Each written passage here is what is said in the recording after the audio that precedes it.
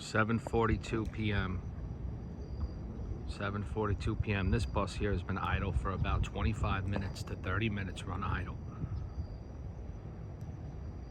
This one right there, idle as well, 25-30 minutes. And as you can see, we have a beautiful wildlife trying to sleep here since their ecosystem was destroyed to make this parking lot here on Notre Dame Drive. Town of Hempstead's not acting.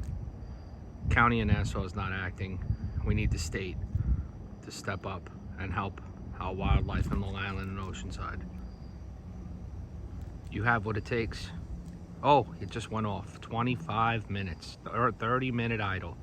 I have a video prior to this time so I could begin my documentation. Please, please.